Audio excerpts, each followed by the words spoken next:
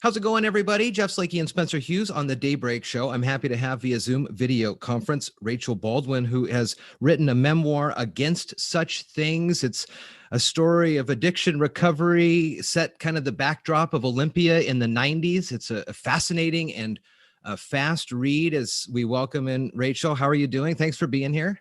Great, Jeff. Thanks so much for having me.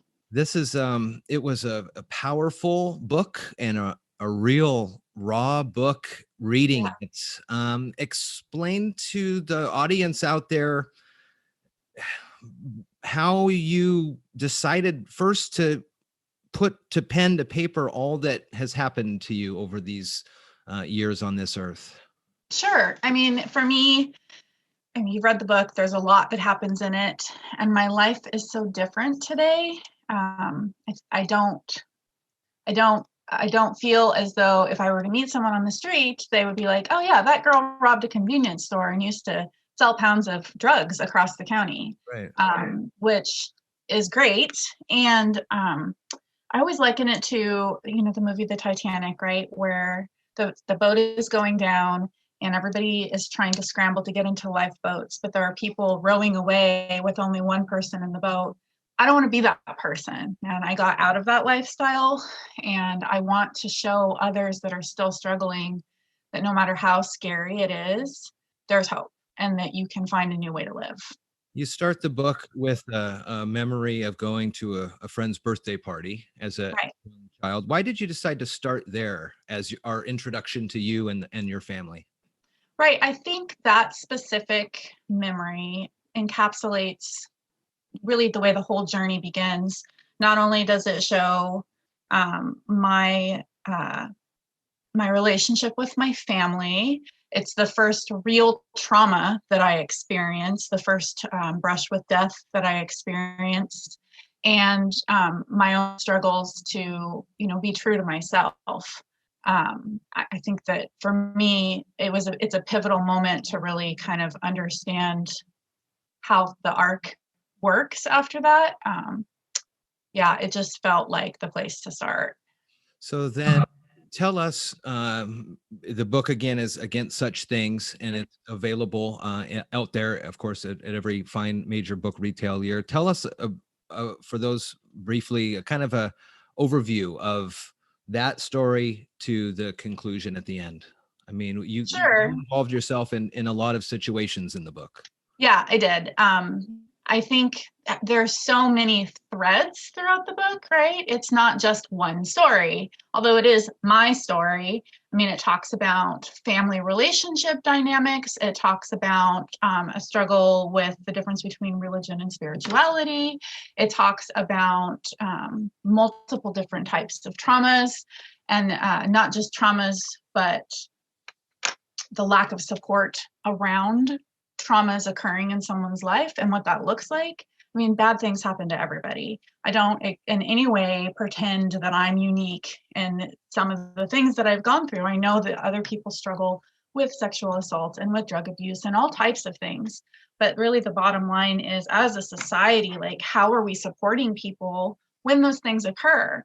Are we ostracizing them and saying they're no longer a part of the pack, or are we going to show up for them? And when we're able to understand as a whole that, like, I'm a person, you're a person, the crazy person on the street corner totally strung out is still a person. Mm-hmm. And that if things were, if it could change where we could see each other for what we really were, so many people could have a different way of life, I feel. How has this been received in the recovery community?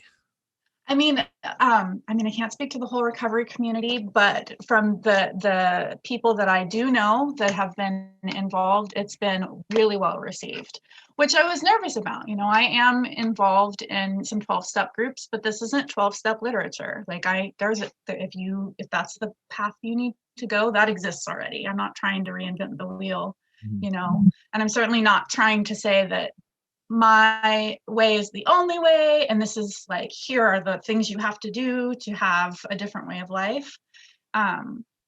So I think I did an okay job of like not trying to tell anybody what they needed to do or not do. And I think that has been helpful. Have you tried starting this book multiple times over the years and finally you've gotten to it? Yeah, heck yeah. I mean, the first probably third of the book I wrote about 10 years ago. Okay. And I got to the chapter entitled The Hardest Part and I stopped and I put it away. I was like, this is too much. I'm not ready to deal with it. But at that point, I hadn't, although my life certainly didn't look the way that it did in the landscape of the book 10 years ago, it certainly wasn't as authentic as it is today. Sure. So there was still a lot of work that I needed to do personally to deal with my traumas, to really look at things, to kind of grasp who I am as an individual. And once I started to do that internal work, then it became not just that I was able to write it, but I was compelled to. You live in Shelton now, and we're just near Thurston County.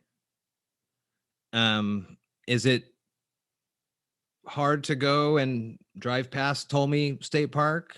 Is it hard to go through downtown Olympia, go down Puget Street? I actually love it. It's just, I mean, it's a tangible reminder of where I was. And like I said at the beginning, I don't ever want to forget that. I don't ever want to walk away from all of that and all the people that I know and love that are still struggling. You know, my wife and I make a point of participating in the recovery in that area and doing outreach just individually when we can.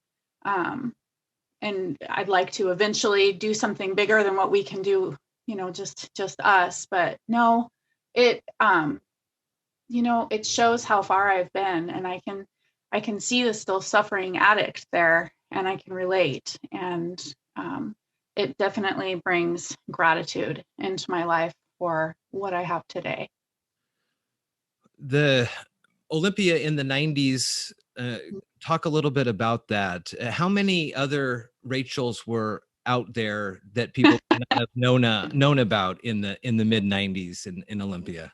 Yeah, I mean that could really go either way. There was different there was different me's for sure, you know, depending on what part we're talking about. But gosh, there were so many of us street kids back then, and the whole culture was one of community and family and alienation from like mainstream. Mm-hmm. And that, you know, that's kind of evolved and expanded since then. But, you know, like I remember when kids used to come in off of the trains, hitchhiking on the trains into town and hanging out at Mario's, which I spoke about in the book. And never, even though we were so lost, so many of us, nobody ever worried about where we were going to sleep or what we were going to do, because we always worked together. We found a place to be, you know, with each other. Which high school did you go to? I went to North Thurston briefly, and then I went to New Century, which was like an alternative school that was kind of short-lived in Thurston County. Sure. Do you think if you went to a different school in Thurston County, things would have worked out differently? No, I really don't. I mean, we tried that. That's how I ended up at New Century. The idea was to kind of like, let's do a geographical, try something different. And really what was lacking for me and for so many other kids back then was a support system. You talk a lot about, and there's a lot of references of music, and then in each kind of transition point, it's a music note reference. Where's the correlation there? I just really liked the imagery that comes from, you're the first person that mentioned that, actually. I love that you caught that. I love the idea of one's life being kind of a musical score, right? If you're watching a movie, there's always background music. And I felt like really responsibility to let the reader know this is not going to be an easy read in several different ways, right? The first chapter definitely does that, I feel, but also at the beginning of each section, I'm kind of telling you by the musical term what it's going to feel like, right? Like I know the crescendo comes at the beginning of the book and probably could be titled for several other chapters too. Towards the end, you do talk about the connections you've made to higher powers and others. And as you talk about that and you share your story with folks, what are some of the ways that you want others out there to know that you're available, or there's plenty of other folks available to help and answer a call?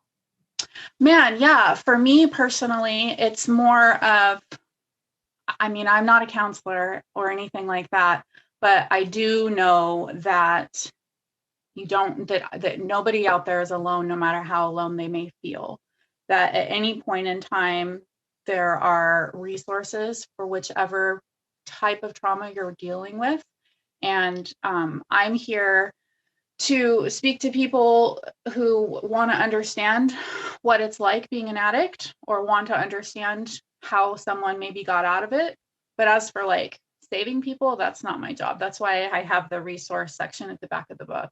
Yeah. And I've had some people message me already, like really surprisingly sharing some pretty personal stuff because some things resonated with them. Mm-hmm. And I have an opportunity to like hold space for them and to listen and to understand. But if they seem to be an actual crisis, then that's at the point where like I would refer them to someone that's more qualified.